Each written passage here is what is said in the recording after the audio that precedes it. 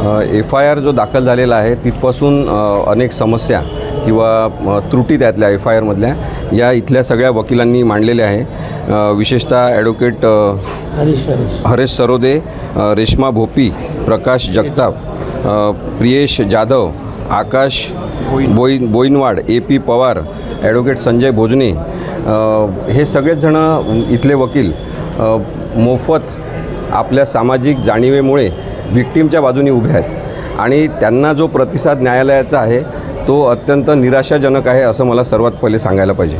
न्यायालयाला मदत करणारे घटक म्हणून जर वकील पुढे येऊन आरोपीला शिक्षा झाली पाहिजे, FIR मधल्या त्रुटी दूर झाल्या पाहिजे सांगत असतील तर न्यायालयाने सुद्धा तशाच संवेदनशीलपणे वकिलांचं स्वागत केलं पाहिजे, त्यांचं म्हणणं समजून घेतलं पाहिजे। पण तसं समजून घेतलं जात नाही आहे हे वकिलांचं दुःख आत्ता मला त्यांनी सांगितलं। त्यामुळेच आपण पाहतो की पोलिसांना दबावाखाली कोणीतरी घेतलेलं आहे आणि नेहमी जे बलात्काराच्या किंवा सेक्शुअल ऑफेन्सेसच्या केसेसमध्ये साधारणतः दिसते की जेव्हा आरोप होतो तेव्हा जणू काही शाळेची प्रतिष्ठा पणाला लागलेली आहे।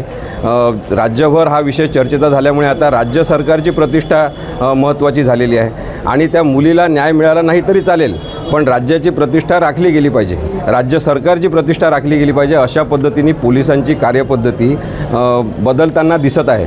महाराष्ट्रातल्या जनतेला हे माहिती झालं पाहिजे की सगळीकडे अत्यंत दुःख व्यक्त केलं जात आहे पण इथे कोर्टामधलं चित्र वेगळं आहे।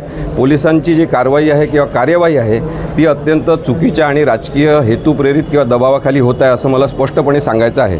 त्यामुळेच आपण पाहतो की सेक्शन 6 पॉक्सोचं लावणं आवश्यक होतं, ते लावलं नाही। या सगळ्या वकिलांच्या टीमनी दबाव आणल्यानंतर न्यायालयामध्ये मागणी केल्यानंतर सेक्शन 6 आता लावण्यात आलेलं आहे। सेक्शन 9 लावलं पाहिजे पॉक्सोमधलं हे सुद्धा त्यांचं म्हणणं आहे, कारण की कस्टोडियल म्हणजे एका शाळेच्या ताब्यात असलेल्या मुलीवर अत्याचार झालेला आहे आणि हा अत्याचार अत्यंत वाईट प्रकारचा आहे। पोलिसांनी जो FIR लिहून घेतलेला आहे तिथे मुलगी क्रोनॉलॉजी सांगत होती असं तिची आई सांगते, परंतु बऱ्याचशा गोष्टी मुद्दाम गाळण्यात आलेल्या आहेत आणि त्यामुळे महाराष्ट्रामधली जनता जरी प्रक्षुब्ध झाली असेल आणि बंद पुकारलेला जो आहे तो रद्द झाला असेल तरी पण लोकांच्या मनात ही भावना आहे की मुलींना न्याय मिळाला पाहिजे आणि तसं जर चित्र इथे कोर्टामध्ये नसेल तर ते वाईट वाटण्यासारखी ती परिस्थिती आहे असं मला वाटतं।